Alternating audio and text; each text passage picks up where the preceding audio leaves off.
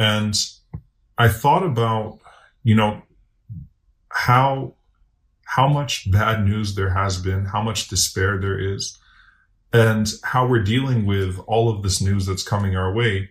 But at the same time, unfortunately, one of the things that's happening is that in the process of all of that bad news and despair, it's not just making us more attentive. It's causing us to shut off and not really do anything with the circumstances, not feeling like we have any power. There is this feeling of Judgment Day, resurrection in the background. And the thing is that you have to find this balance where you process all of that, because it's good to be reminded of our mortality. It's good to be reminded of the day of judgment. It's good to be reminded of our vulnerabilities. It's good to be reminded about our health. All of these things are positive.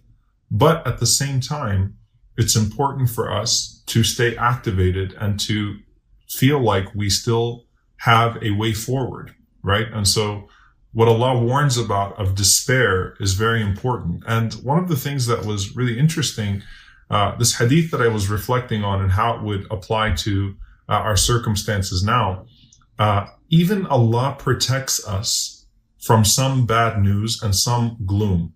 Not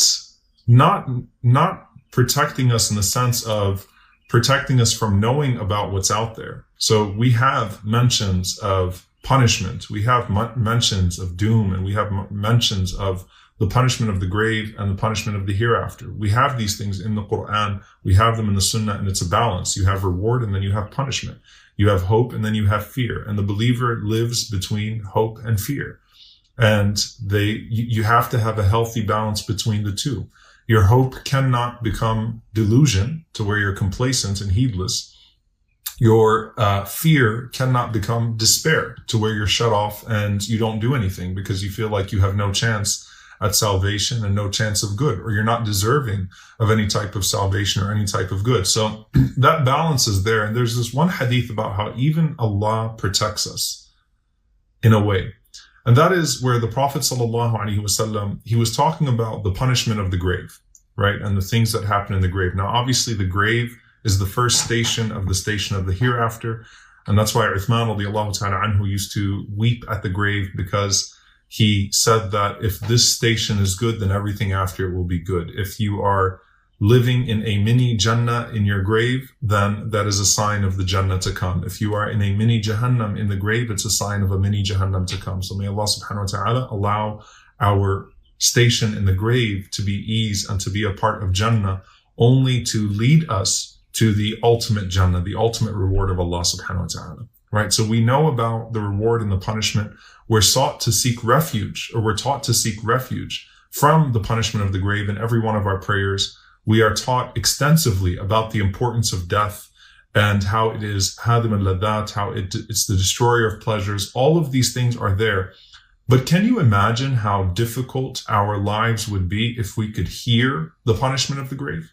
If we could actually see those things? And I remember, when Google Video first came out, before YouTube was a thing and before social media had taken off, and there were a lot of these videos that were circulating. This is before WhatsApp. It seems ancient now. And I remember these videos about the punishment of the grave where someone was testifying to what they heard, or a body was dug up, or in the process of burial, the grave was not accepting the person, or they saw snakes in the grave, or python, all of these different types of videos that would come out. And the Prophet ﷺ spoke to how horrified we would be, or shut off we would be, if we saw the graves of everyone, if we actually had that glimpse into the hereafter, and how it would stop us from being able to function properly.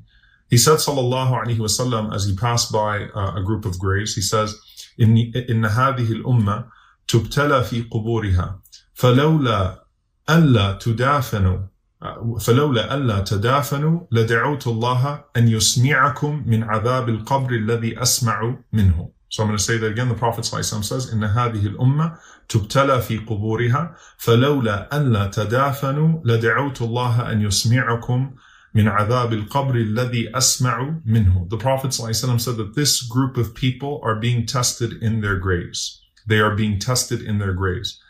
And had I not feared that you would not even bury your dead, if you could hear the punishment of the grave, then I would have asked Allah subhanahu wa ta'ala to allow you to hear what I'm hearing right now.